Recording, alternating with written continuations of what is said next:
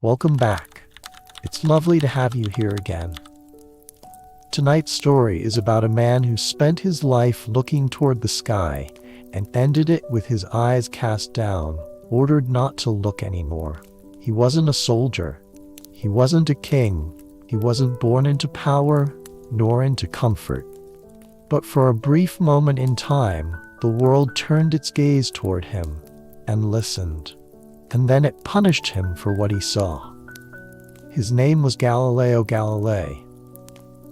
Perhaps you've heard that he discovered moons, or that he looked through a telescope and dared to say the earth moves around the sun. Perhaps you've heard that he was silenced by the church, that he lived under house arrest, that he whispered even then, "E per si muove," and yet it moves. All of that is true, but none of it tells you how it felt. None of it tells you how it felt to be a boy, restless and curious in Renaissance Italy, sketching pendulums in the corner of a cathedral while others prayed. Or how it felt to build your own telescope with your own hands and point it skyward for the first time and see not chaos but clarity. None of it tells you what it's like to be sure of something. So sure, when the entire world tells you to shut your mouth and forget it. This story is not loud. It has no battles, no screaming mobs. It is quiet, like starlight, like house arrest, like an old man pacing across a stone floor with the weight of truth pressing softly on his back. Tonight, we're going to walk with him.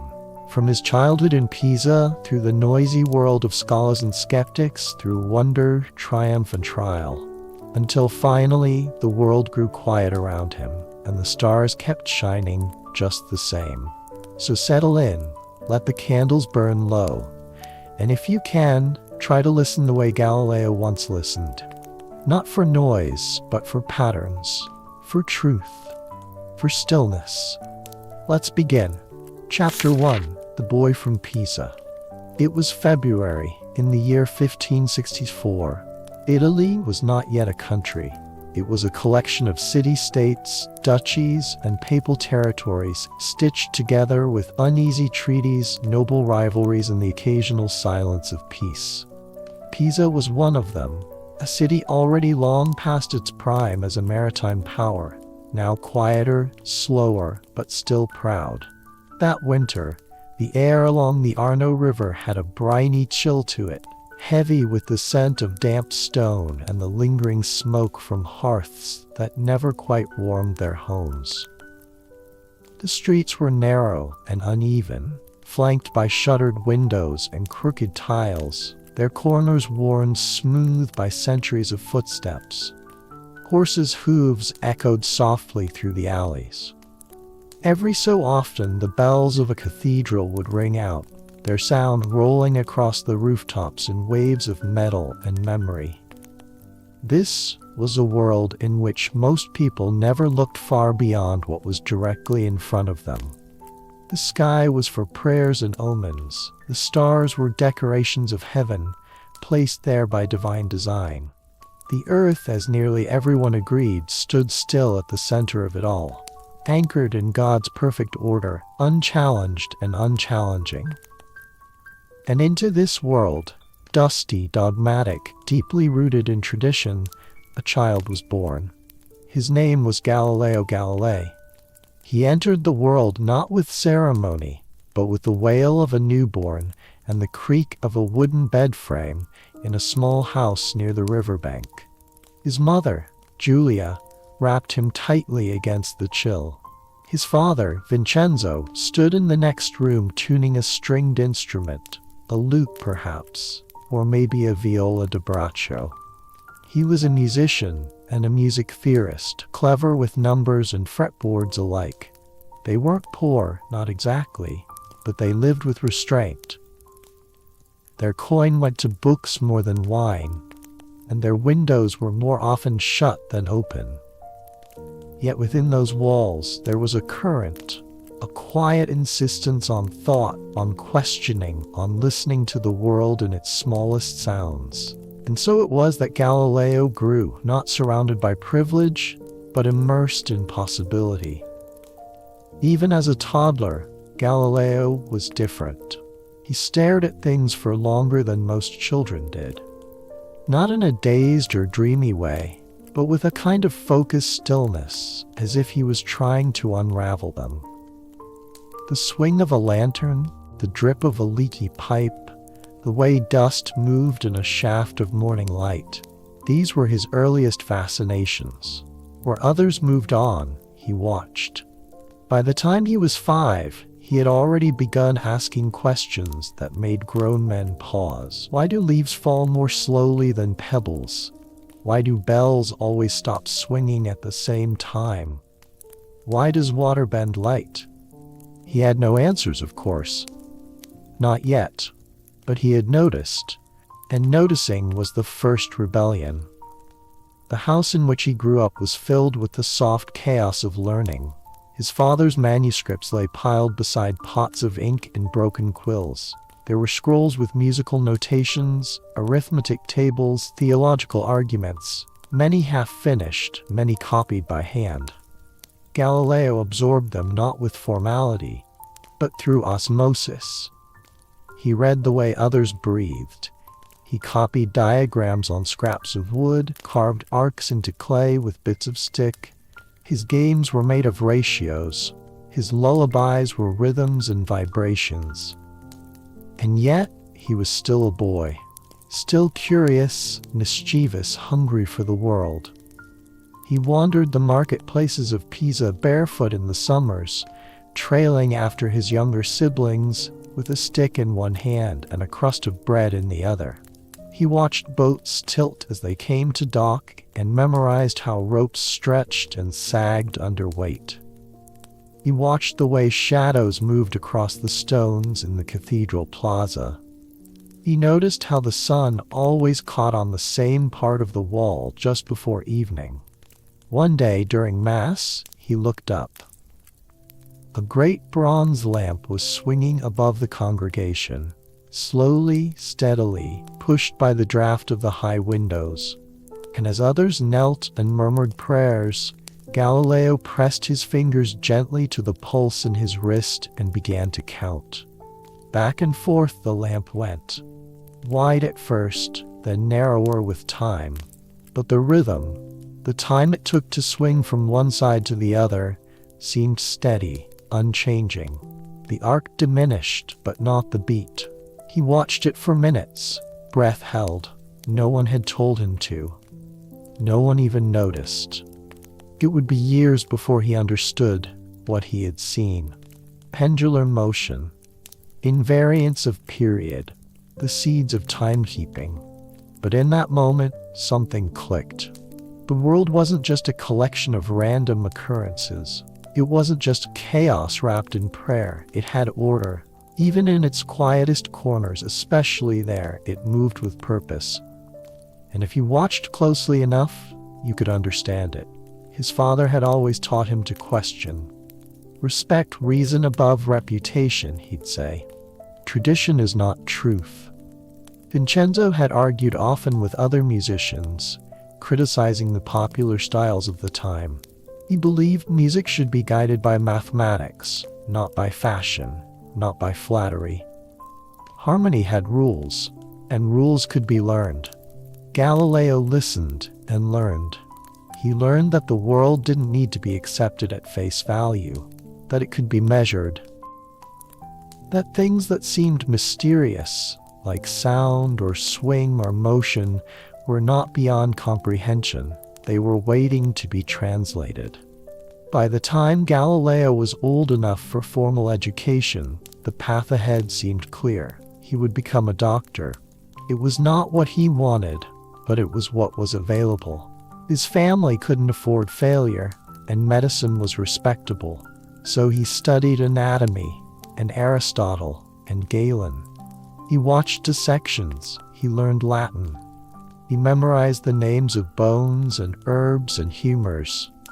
But all the while, his attention drifted upward, toward the moonlight creeping through the slats of the lecture hall, toward the arc of birds wheeling over the rooftops, toward motion. And slowly, beneath the polite rituals of academia, a deeper curiosity was beginning to take root. Not about how to heal the body, but how to understand the universe. He would not be a physician much longer. Chapter 2: Pendulums and Patterns.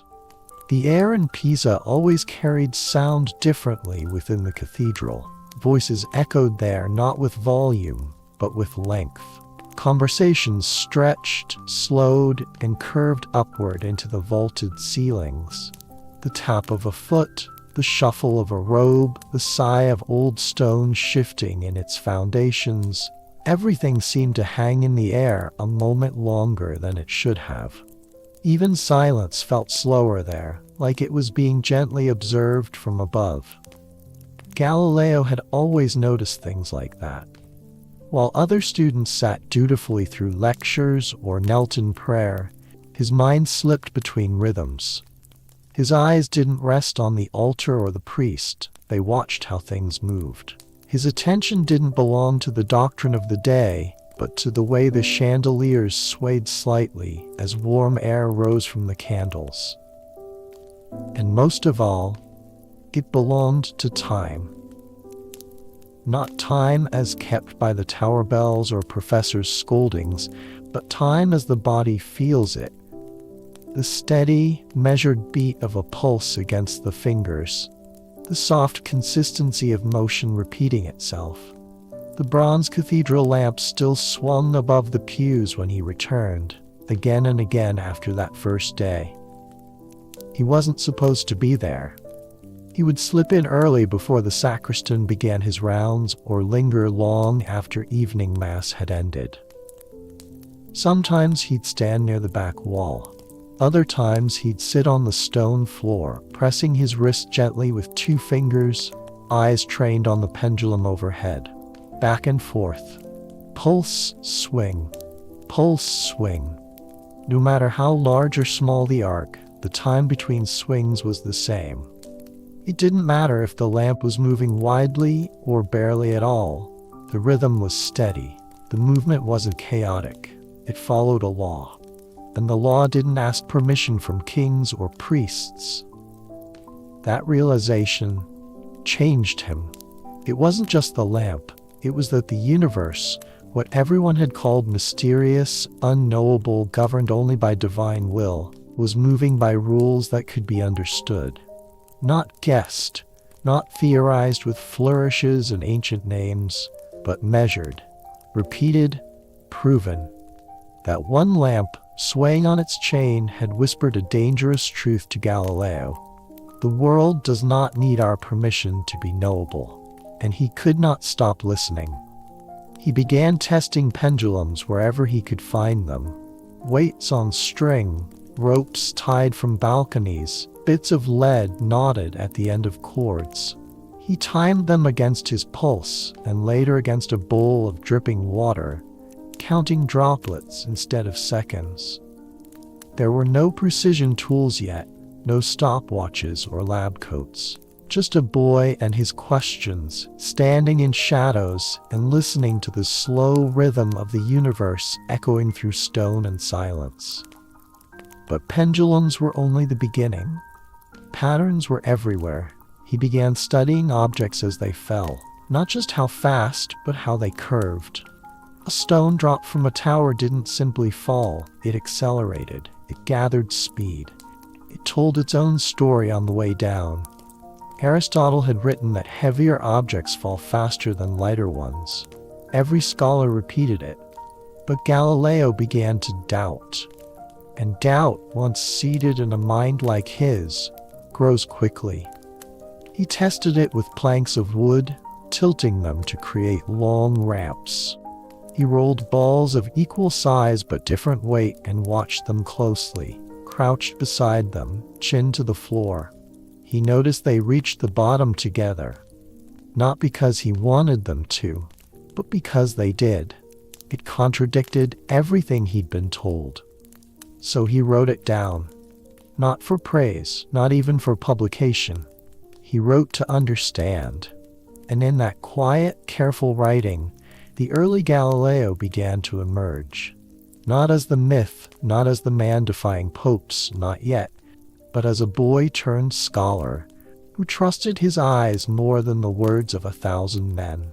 He still attended medical lectures. He still read Galen and Avicenna. He still recited prayers when asked. But more and more he was slipping into a world of motion and mechanics, a world of inclined planes and calculated descent, a world where the arc of a pendulum or the roll of a marble said more than any book handed down for centuries. He studied music too, not just as notes and melodies, but as physics. Why do strings of different lengths create different tones? Why do vibrations move in waves? How do pressure and pitch intertwine? To Galileo, these were not separate subjects. They were all symptoms of the same grand order, the same beautiful invisible rhythm beating beneath wood, stone, water, and stars. The world, it turned out, was not mystical. It was mathematical, and that truth, whispered through the swing of a lamp and the roll of a ball, was already beginning to change everything. But Galileo did not yet know how dangerous that knowledge would become. He only knew that when he listened to the movement of the world, it answered. Chapter 3. The telescope is born. There are moments when the course of a life changes, not in a burst of glory or a clash of ideology, but in the quiet echo of a rumor carried by a traveler. It was the summer of 1609. The air in Venice shimmered with heat rising from the canals, thick with the scent of brine and oil, and the clamor of shipbuilders and traders competed with the songs of gondoliers echoing through narrow passages of stone. The city-state was a republic in name, a theater in spirit, a cathedral of ambition on water. And Galileo, now a middle-aged professor from Padua, was walking its sun-bleached promenades when he first heard it. A strange instrument had been invented in the north, a device, it was said, that could make far-off things appear closer. A spyglass, some called it, the glass that could see what others could not. It was not yet a telescope. It was still a curiosity, marketed to military men who wanted to spot sails before enemies saw them. Its origins were murky. Some whispered of Dutch lens grinders. Some said it was a novelty sold in Parisian stalls. But whatever it was, it had begun to stir imaginations, and Galileo's imagination had never needed much prompting. He had already spent years teaching mathematics, engineering, and philosophy. He had refined his own instruments, studied balance and motion, tracked the swing of pendulums and the curve of projectiles. He had grown restless with theory. He wanted to see. And now he had a reason. He did not copy the device. He reinvented it. He sourced the lenses himself, shaped and mounted them with painstaking care, sanding and grinding until the glass was clear and true. He tested combinations, convex here, concave there, each time adjusting the tubes, steadying the frame, realigning the focus. His hands, usually ink-stained and calloused from chalk, became raw from workbench grit. Day after day, he labored under candlelight, his face pressed to cold metal and smooth glass. The early models were crude. They magnified little, distorted much. But Galileo was patient in the way that only someone who had listened to pendulums for hours could be. He improved them, then improved them again, until one night, in the garden outside Padua, when the air was still and the moon hung full above the tiled rooftops, he turned the instrument skyward. And he saw, not the clean, polished disk that philosophers had imagined, not the flawless heavenly body that church doctrine had long praised, but something more complicated, more real. The moon was not smooth, it was jagged, cratered, marred. It bore shadows and ridges, peaks that caught the light and valleys that disappeared into blackness. It was a place, not a symbol. A world, not a halo. He stood motionless, breath caught in his throat, the eyepiece pressed against his skin. The silence around him deepened. He adjusted the focus again, then again. And as the image sharpened, something inside him shifted. What he was seeing contradicted not just poets and painters, but theologians. The heavens, long believed to be incorruptible, perfect, untouched by decay or matter, were now seen through a lens, flawed and mortal. The moon was not divine crystal. It was rock and dust, he wrote that night, feverishly. Diagrams, measurements, observations. He made note of how the light broke across the surface, how shadows bent along ridges. He counted, he described. He could not look away. But the moon was only the beginning. In the following nights, he turned his telescope toward Jupiter and saw points of light near it. Tiny stars, it seemed at first. But they moved. They shifted positions from night to night, but always around the planet, not the Earth they orbited it. Moons, 4 of them. They would later be called the Galilean moons, Io, Europa, Ganymede, and Callisto. But at the time, they were more than discoveries. They were proof. Proof that not everything revolved around Earth, that celestial bodies could move around other centers. He pointed the telescope at the Milky Way and saw that it was not a soft band of light painted across the sky, but a tapestry of thousands, millions of distant stars. He saw Saturn, fuzzy and strange. He watched the phases of Venus change, just as the moon did, and realized that such a thing could only happen if Venus orbited the sun. One observation after another, the cosmos opened itself to him. Each time he adjusted the eyepiece, the universe grew deeper and the Earth smaller. And yet, he was not triumphant. Not in the way you might imagine. He felt awe, yes, but not victory. Because every truth he uncovered came with a weight, a tension. He knew what these revelations meant. Not just for science, but for society, for scripture, for the church. The Earth was not the center. That idea, so long protected, so thoroughly defended, had begun to crumble under the quiet eye of a telescope hand-built by a professor in a rented workshop. He published his findings in 1610 in a small book titled Sidereus Nuncius, The Starry Messenger. It caused a stir. Some praised him, others dismissed him. Many were shaken. Venetian leaders celebrated him for the military potential of the spyglass. Academics accused him of sleight of hand, and the church, at first, was silent. Watching. Galileo, emboldened, presented his telescope to the Doge of Venice, pointing it toward the ships in the harbor. With it, they could see enemies long before they approached. They called it a marvel, a gift, a tool of war and wonder alike. But Galileo did not build it to see ships. He had built it to see the truth. And what he had seen would never again let him rest. Because now the heavens had cracks.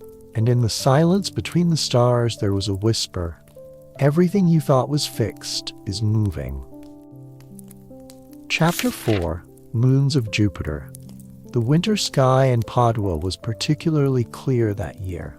The air, cold and dry, settled gently over rooftops, sharpening the night and quieting the world beneath it.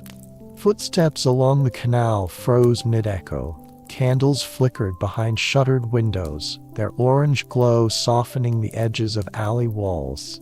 Even the wind seemed to wait. This was the kind of night Galileo had come to treasure, when the stars held their breath and the telescope needed no adjustment but his own. It was January, 1610. He had been using his instrument for weeks now, perfecting the lenses, refining the tubes, reshaping the brass joints until it no longer felt like a novelty, but an extension of his hand, of his will. The discoveries had come quickly. The moon's imperfect surface, the strange edge to Saturn, the star-dense weave of the Milky Way. But none of these prepared him for what he saw next. Jupiter. It hovered in the sky like a jewel without flame, steady, unblinking, unflinching. Brighter than most stars, not flickering like them. It had always drawn the eye, even in ancient times. It had been a god, a sign, a marker of kings and empires. But Galileo no longer saw myth when he gazed at it. He saw something waiting, and so he pointed his telescope. At first, it looked like any other planet, a solid, bright disk. But as he focused, as he leaned in and fine-tuned the eyepiece with his chilled fingers, he saw something beside it. Not one thing, but 4. Tiny points of light, lined up in a neat row near the glowing edge of the planet. Too close to be stars, too still, too purposeful. He noted their positions, he marked them down. Then he came back the next night, and they had moved, but not randomly. They had moved around Jupiter. It didn't take long to see the pattern. Each night he returned, sometimes in the evening, sometimes just before dawn, when the mist still curled across the rooftops and the city stirred like a great animal in sleep. Each time he saw them, those tiny lights, shifting their places, orbiting, circling, returning. Galileo knew what they were. Even before he gave them names, Io, Europa, Ganymede, and Callisto, he knew. They were moons, satellites, worlds in motion around a planet that was not Earth. And that, quiet as it seemed, was revolutionary. Because for centuries the prevailing belief was that everything revolved around Earth. The sun, the moon, the stars, the planets, all moving in celestial spheres designed by God to turn around mankind's fixed position. The universe was a cosmic theater with Earth at center stage. And now, through the brass tube of a hand-built telescope, Galileo had found evidence that this was not so. That not all motion centered on us, that other bodies could anchor their own orbits, that the Earth might not be unique in being orbited at all. It was, in its way, a heresy. Not the loud political kind, but the deep, structural kind. The kind that shakes foundations while leaving walls untouched. Galileo did not shout. He observed. He documented. He returned night after night, watching the moons dance in predictable rhythm, drawing their paths, counting their absences, predicting their returns. He was not a mystic or a prophet. He was a man who kept his eyes open longer than most, who trusted what he saw more than what he'd been told. And yet, he felt the tremble in his chest. Not from fear, not yet, but from weight. Because this knowledge came with responsibility. He could not keep it to himself, and he could not pretend not to know. He sent letters, first to fellow scholars, then to the Medici court.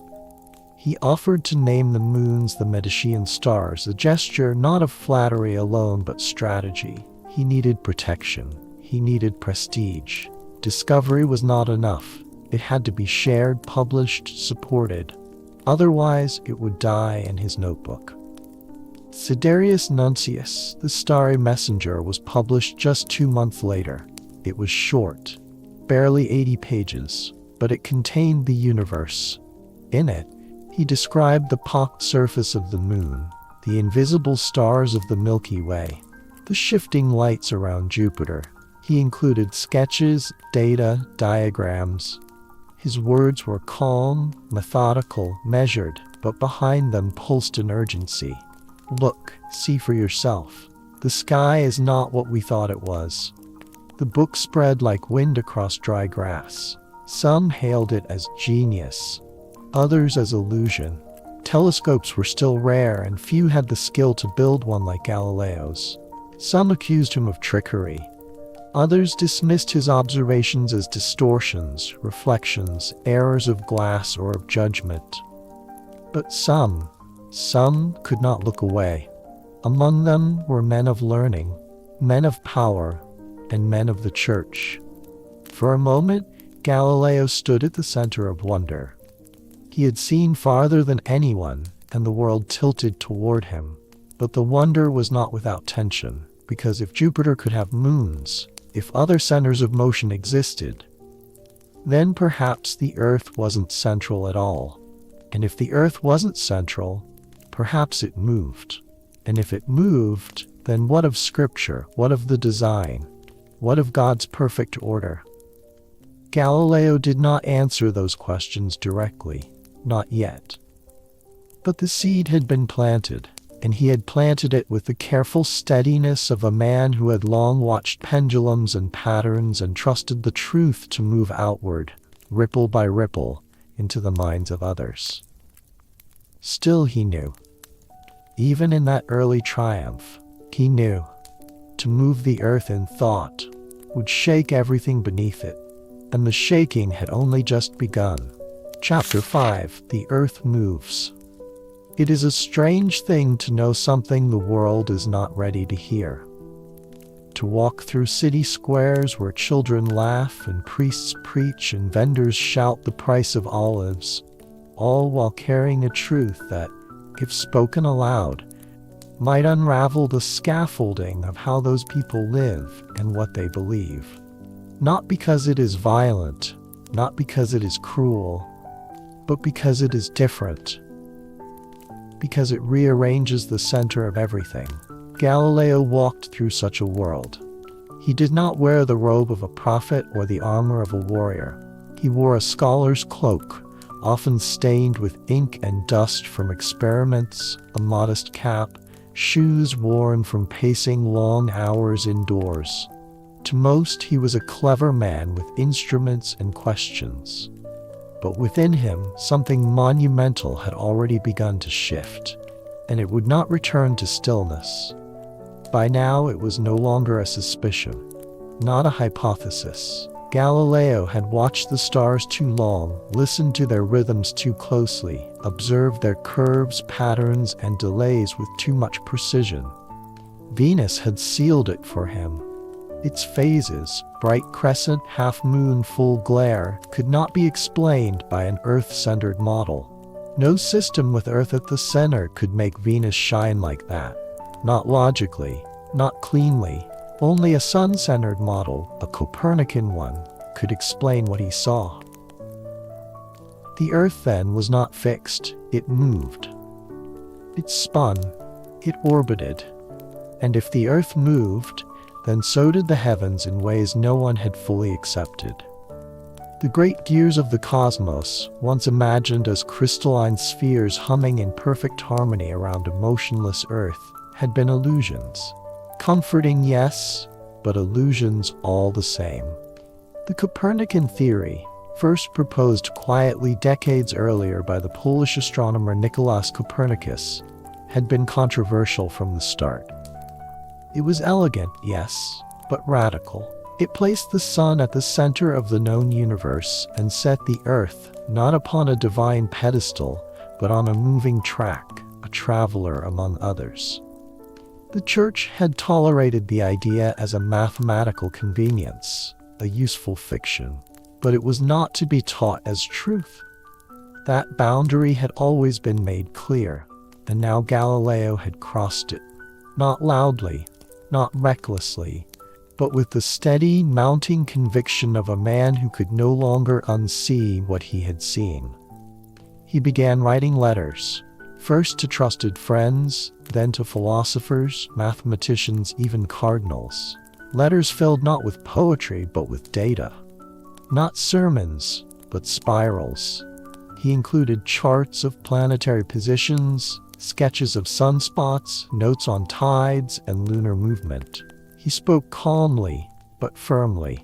If one only looked carefully, if one only put aside doctrine for a moment and looked through the telescope, the truth would speak for itself. He was not challenging the Church, not yet. but he was challenging the idea that authority alone could define reality. That notion, quiet as it was, sent tremors through the ivory towers and cloisters of Europe. And it wasn't just what Galileo believed, it was how he believed it. He had a talent for teaching, for speaking plainly to those unused to complexity. His words, whether in Latin or the vernacular, reached not only the elite, but the educated layperson. When he explained why the earth moved, he did not lean on divine revelation. He leaned on shadows, orbits, and curves that anyone could observe. He made the heavens accessible. His telescope was not a holy relic, but a tool. He made people look, and what they saw changed them. But not everyone was willing to be changed. Some scoffed, still insisting that the stars were painted on celestial spheres, that planets were points of light, not worlds, that the telescope was a trick, that Galileo's glass distorted what was holy. Others feared what his ideas meant, not just scientifically, but spiritually. If the earth moved, if it was just one among many, then where was the garden? Where was hell? Where was heaven? Galileo did not mock these questions. He understood them. But he could not let them override what the heavens themselves revealed.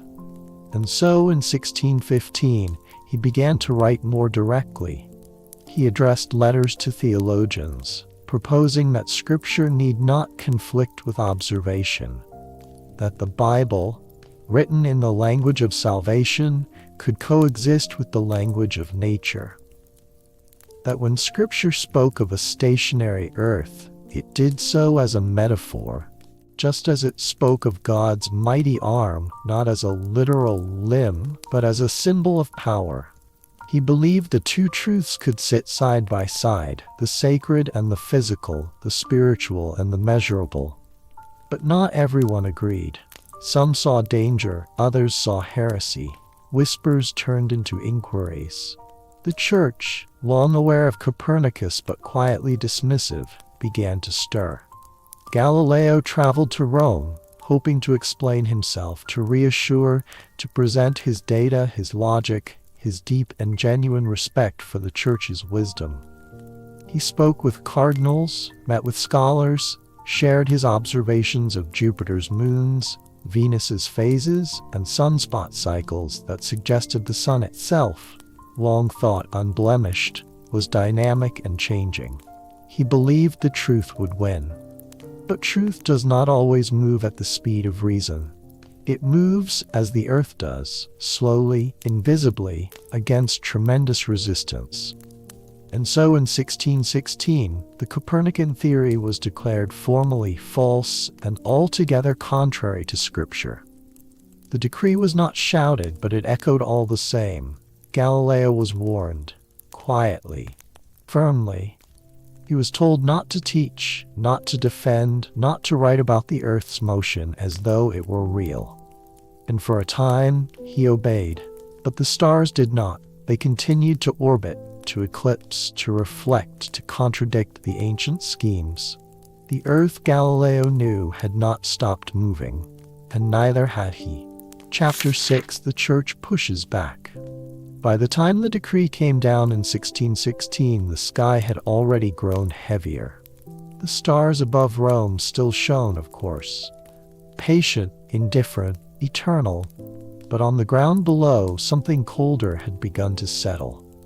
The warmth that once met Galileo when he entered the Vatican's halls, the open curiosity, the cautious admiration, the invitations to speak and explain, had faded. It had not vanished entirely, but it had dulled. The tone of the air had changed. It was no longer wonder that followed Galileo's name, but worry. At first, the warnings had come softly. Private conversations behind doors too thick for sound to escape. Letters written in measured Latin, carefully phrased to be neither threat nor reprimand.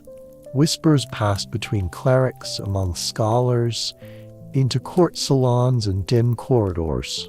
The church did not yet move openly. but it was listening, because something was shifting, and not just in the heavens. Across Europe, the early tremors of religious unrest were already centuries old. Protestant reformers had challenged Rome's authority and broken away. Wars had flared, treaties frayed, theology had become a battleground. Faith itself was under siege, or so it felt to those within the church who guarded it most jealously. In such a climate, certainty became precious. Certainty about earth, about man's place, about scripture and how it was to be read. And Galileo, however politely, however reverently, had become a source of uncertainty. He had tried to avoid this. He had, by nature and temperament, been no heretic. He did not mock the church. He did not seek to undermine it. In fact, he had long considered himself its loyal son. He believed that truth, no matter how it arrived, through scripture or through starlight, must ultimately lead to the same creator. But belief and bureaucracy are not always aligned. And by 1616, the conflict was no longer about a telescope or a few moons. It had become a matter of control. The Congregation of the Index, the body responsible for defending the faith against dangerous books and ideas, issued its ruling. The Copernican theory, which placed the sun at the center of the universe and set the earth spinning around it, was formally deemed false and altogether contrary to Holy Scripture. Galileo was not excommunicated. He was not imprisoned, but he was summoned. And in that private audience, beneath high ceilings and frescoed walls, he was instructed, respectfully but clearly, not to hold, teach, or defend the theory as truth. He could discuss it hypothetically as a convenient model for astronomical calculation, but to assert it as fact, that was now forbidden. He nodded. He listened. He bowed. And for a while he was silent. In the years that followed, Galileo withdrew somewhat from public debate. He turned his attention to other things: the behavior of comets, the nature of tides, the geometry of motion. He refined his ideas about fallen bodies and mechanical devices. He taught. He studied. He watched the sky still always, but kept his conclusions mostly to himself. Outwardly it was peace, but within, the fire had not gone out. It had only gone deeper, because the evidence kept accumulating. Night after night, the stars and planets moved in ways that made sense only under a heliocentric model. The moons of Jupiter continued to circle. The phases of Venus waxed and waned in silent defiance of the old systems. Even sunspots, those strange blemishes Galileo tracked across the face of the sun, proved that heavenly bodies were not perfect, not fixed, but dynamic, changing. The universe, it seemed, had no interest in the church's decree, and Galileo, though respectful, could not unsee what he saw.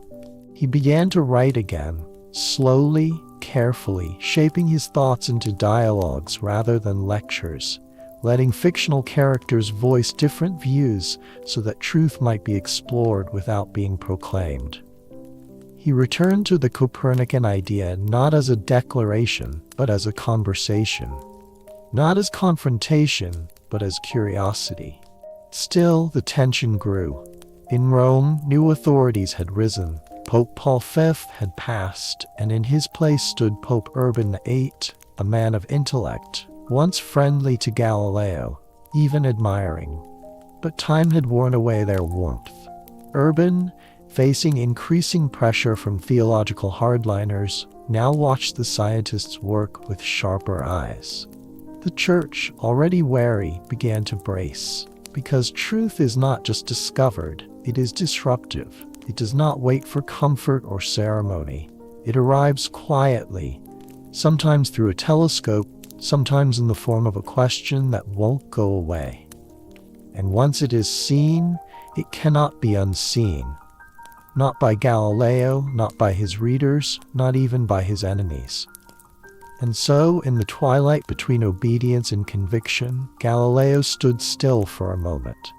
He still hoped that reason and reverence could live side by side, that the church might one day see what he saw and rejoice in it rather than retreat.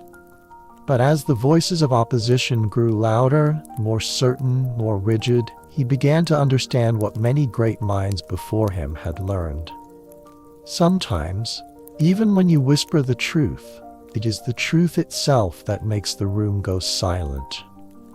Chapter 7. Trial Behind Closed Doors. The book was not loud, its cover was plain, the title modest. It did not thunder its challenge with banners or rage.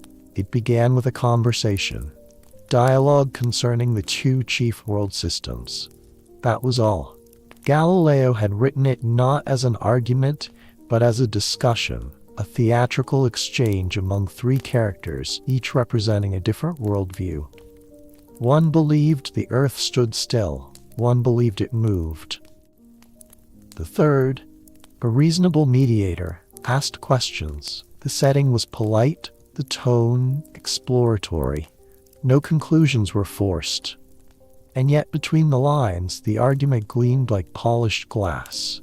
The earth moved. The evidence was overwhelming. The time for pretense had passed. Galileo had obeyed the letter of the Church's decree, crafting his work as fiction, hypothesis, entertainment even. But the spirit, oh the spirit, was unmistakably clear. He was no longer merely observing. He was defending. The book was published in 1632. It spread quickly, copied and debated, passed from salon to scholar to cardinal to court. Some read it with delight, some with unease. But for those already suspicious of Galileo, already worried by the weight of what he represented, dialogue was a spark too near the powder. They did not like the voice he gave to the geocentric view, that of a character named Simplicio, whose arguments came off as weak, defensive, sometimes foolish. They did not like that the Copernican character spoke with elegance and clarity. And above all, they did not like how clearly Galileo was no longer hiding behind lenses or letters. He was, even gently, standing his ground. And so the summons came. Not in the form of fire or soldiers or shackles, but a formal command from the Holy Office in Rome. Galileo was to appear before the Inquisition. It was not unexpected, but it was no less heavy. He was 68 years old. His joints ached, his eyesight was beginning to dim. The journey to Rome, once familiar, now felt more like exile than invitation. He traveled under watch, with papers and permissions, not as a guest but as a man accused. The Rome he returned to was colder than he remembered, the rooms darker, the faces more careful. He stayed in the palace of a friendly archbishop at first, but even there, the walls felt closer. His freedom narrowed with each passing day. Eventually, he was moved into the formal custody of the Inquisition, not a dungeon, but a private room within their building. The door closed quietly. The locks turned all the same. He was interrogated in stages.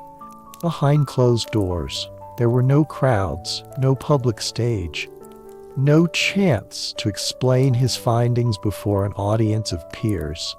Just a tribunal of men in robes, backed by centuries of tradition and power, asking questions not only of what he had written, but of what he believed. Had he broken his vow? Had he taught that the earth moved as a certainty, not a theory? Had he defied the Church's command? Galileo, cautious but not crumbling, answered carefully. He had spoken only of hypotheses, he said. He had not taught Copernicanism as fact. He had followed the decree as written. If readers had seen bias in his characters, that was interpretation, not intent. But the tribunal had already read his words, and more than that, they had read the world's reaction. They had seen the swell of support, they had seen the telescopes multiplying, the conversations growing louder. They had seen how reason, once manageable, had become something harder to contain. And so they pressed. In April of 1633, he was shown the instruments of torture. They were not used, but they were revealed. Slowly, methodically, with formality. And that was enough. A man of science does not fear pain less than others. He simply understands it more precisely. Galileo, now frail, aching, half-blind, and far from home, understood exactly what was being asked of him. And so he recanted. He stood before the tribunal and read the prepared statement. He confessed error, acknowledged his misjudgment, swore never again to teach that the earth moved. He declared loyalty to the Holy Church, to Scripture, to the truth as defined by authority.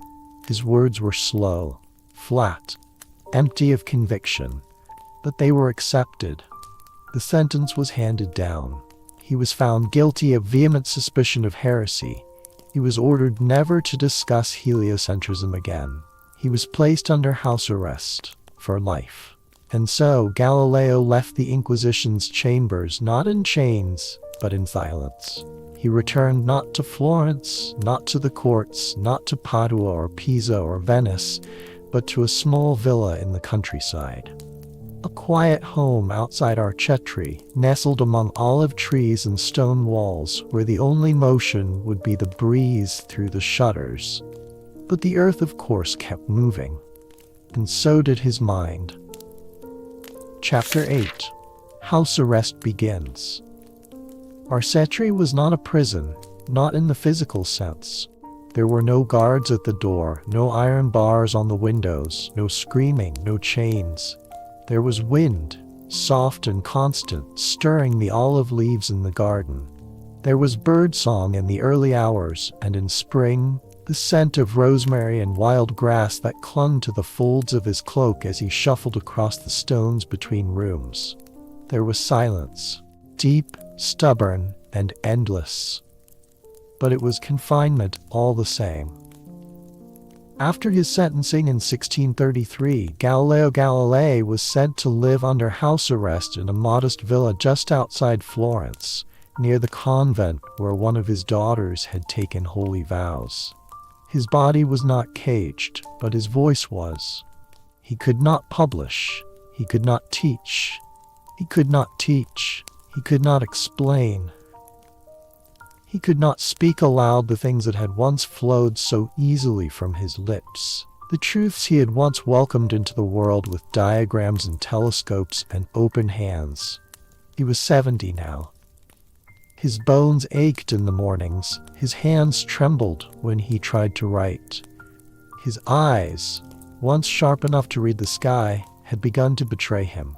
His vision blurred at the edges, light danced strangely across the page. He blinked often, rubbed them with the back of his sleeve, then tried again, and still he worked, not out of defiance, not to prove anyone wrong, but because it was what he had always done. Even now, with the world having closed its ears to him, with the weight of the church's decree resting cold across his shoulders, he remained who he had always been, a man who asked questions. A man who measured, a man who watched. He did not need crowds to pursue clarity. He did not need freedom to think. In the quiet of his home, he resumed his studies on motion. With no telescope to lift, and no voice left to describe the stars, he turned his attention to falling objects, to pendulums, to inclined planes and spheres, and the mysteries of how bodies moved not in the heavens, but across the floors of the earth. He returned to the ideas that had once consumed his youth, the mechanics of descent, the consistency of acceleration, the relationship between force and speed and distance. He set up small experiments in his study. Wooden ramps, weights tied to strings, paper scribbled with angles and intervals. He listened to the ticking of time as water dripped from one vessel into another. creating a primitive metronome to track velocity. He dropped objects from different heights, rolled them across smooth surfaces, watched them spin and stop and lean. He was not trying to impress anyone. He was simply trying to know.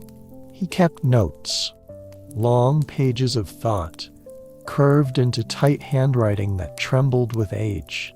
He dictated often, especially in the later years, speaking slowly to students and friends who came to visit. Not in public lectures, but in whispers across garden benches or candlelit tables. He repeated himself often, not because he had forgotten, but because he knew the repetition mattered. Truth, he had learned, was not a single act of revelation. It was a quiet persistence, a shape drawn again and again until it held. His daughter, Sister Maria Celeste, wrote to him faithfully from her convent nearby. Her letters, filled with warmth and gentle faith, were a balm against the ache of exile. She spoke of garden herbs and seasonal illnesses, of prayer and patience, of how proud she remained, even in the silence of the cloister, of the Father who had once lifted his eyes to Jupiter and changed the course of human thought. Her love, steady and kind, became a quiet anchor in those years. She died in 1634, just a year into his sentence. Galileo did not speak of it often, but after her death, the house grew even quieter. And yet the work did not stop. He began writing a new book, Discourses and Mathematical Demonstrations, relating to two new sciences. It was a lifetime of thinking pressed into one volume. It had nothing to do with astronomy, nothing, at least on the surface, that would awaken the fury of the Church. It focused on motion, strength, structure, on how objects moved and why. It was in some ways the culmination of all the things he had once set aside while he turned his eyes to the sky. It was published not in Italy, where censors watched him still, but in Leiden, in the Dutch Republic, in 1638. A quiet rebellion smuggled through the hands of students and friends who believed the world still needed to hear him. By that time, Galileo was almost completely blind. He could no longer see the stars that had once opened themselves to him. He could no longer trace the path of a falling object across a tabletop. He could not even walk freely through his garden without help. But inside, his mind was still sharp. The equations remained, the proportions, the proofs. The world had darkened around him, but he remembered how it moved. Visitors still came, some cautiously, some in secret. Young men with notebooks, older scholars with heavy hearts, foreign diplomats eager to shake his hand. They did not come to see a man defeated. They came to see a man who had not surrendered. Because though Galileo had bowed his head in court, he had never bowed his mind.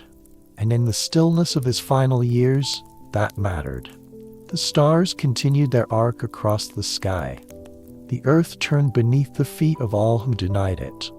And the old man, seated in a wooden chair with failing eyes and a voice muted by decree, whispered to the quiet world around him, "It moves still." E pur si muove. Chapter 9. Old Eyes Still Watch. In the final years of Galileo's life, the stars became memory. He could no longer see them, not the moon's shifting crescents, not the planet he once charted with trembling excitement, not even the shadows across his own courtyard at dusk. By the winter of 1638, just 5 years into his house arrest, Galileo Galilei was completely blind. The gift that had once pulled him upward, his eyes, his watchful clarity, had dimmed to blackness. The windows had closed, but the mind behind them had not. His house in Arcetri, perched on a gentle hillside among olive groves and stone terraces, remained quiet but alive with the habits of his intellect.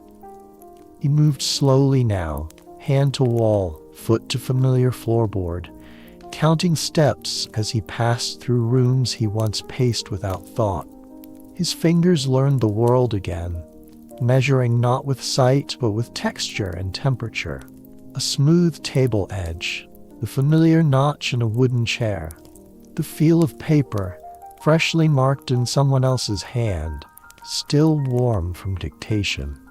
Outside, the seasons turned, autumn to winter, winter to spring. Each one felt more than seen. The breeze changed. The birds returned. The soil softened beneath his steps. He smelled the shifting air long before others noticed. Though he could no longer observe the world as he once did, he had learned to listen differently, to reach for knowledge with other senses. This was not retreat. This was transformation. Visitors still came. They came in the early mornings and late afternoons, often stepping softly, unsure whether the man they were about to see was still the figure they had read about in pamphlets, heard about in courts, feared in universities. He did not meet them with grandeur. He sat, sometimes by the fire, sometimes near the window, his head slightly tilted, always listening first. He spoke slowly, thoughtfully, not with bitterness, but with weight. Among those who visited were young men with fresh minds and nervous hands, eager to learn, unsure how to speak in the presence of someone whose ideas had stirred the very orbit of their world. Galileo did not discourage them.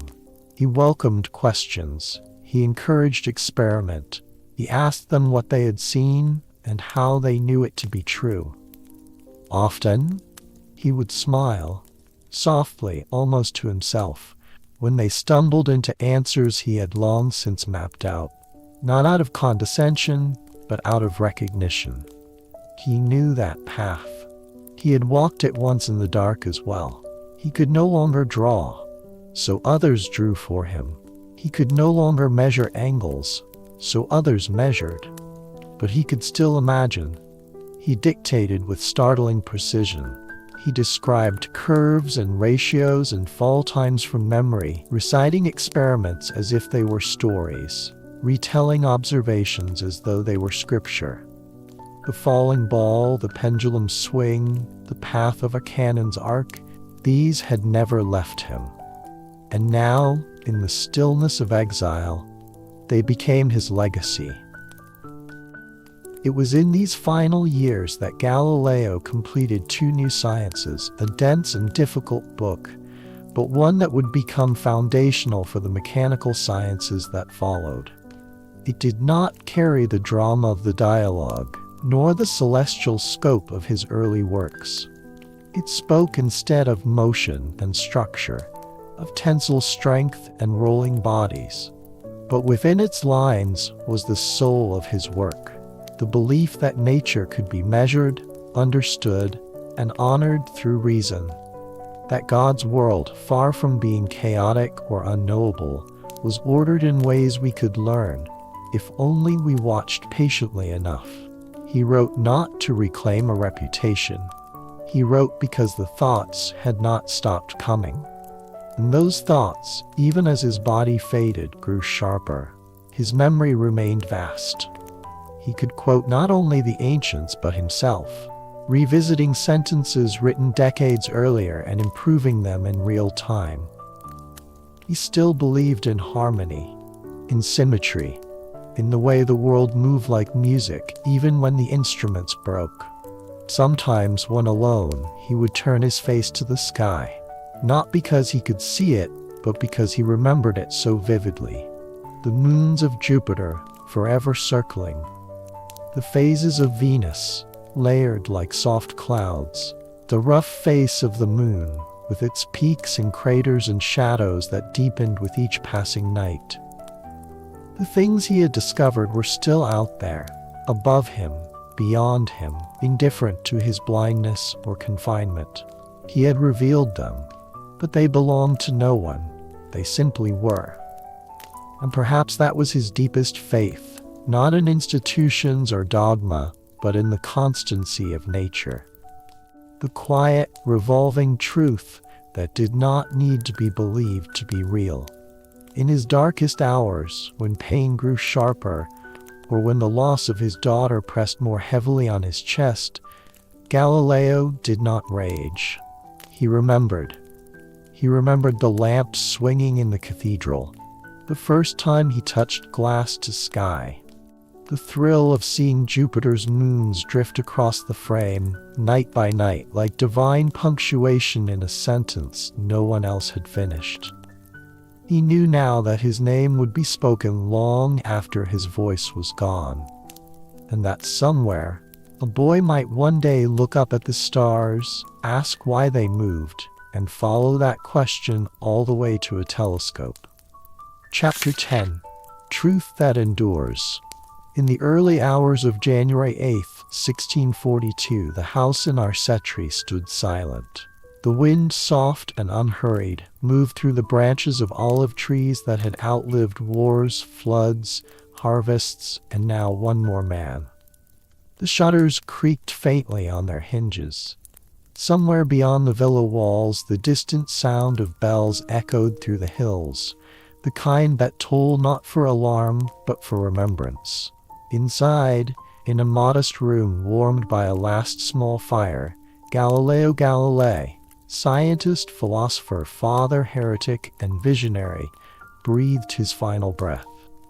He was 77 years old. There were no crowds at his deathbed, no public proclamations, no grand confessions or dramatic final words. There was only the steady collapse of a life that had spent decades standing between two great forces, the eternal movement of the heavens above and the fixed traditions of men below. His eyes, once sharp enough to slice through centuries of celestial misunderstanding, had long gone dim.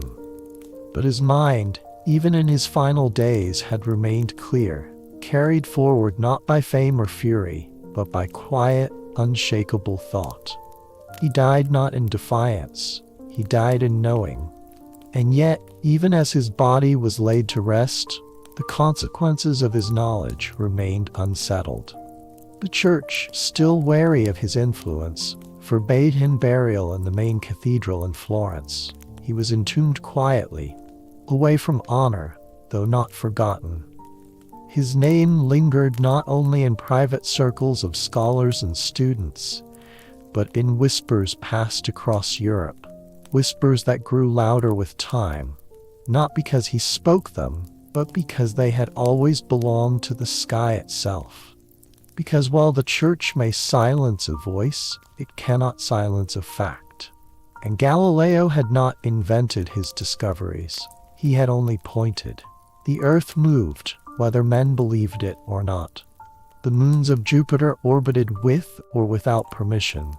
The shadows on the moon deepened and shifted, regardless of decrees or doctrines. What he had seen through his telescope was not theory, it was nature. And nature, in time, always reasserts itself. In the years that followed, others would take up his mantle, quietly at first, then boldly. Johannes Kepler would refine the mathematics of planetary motion.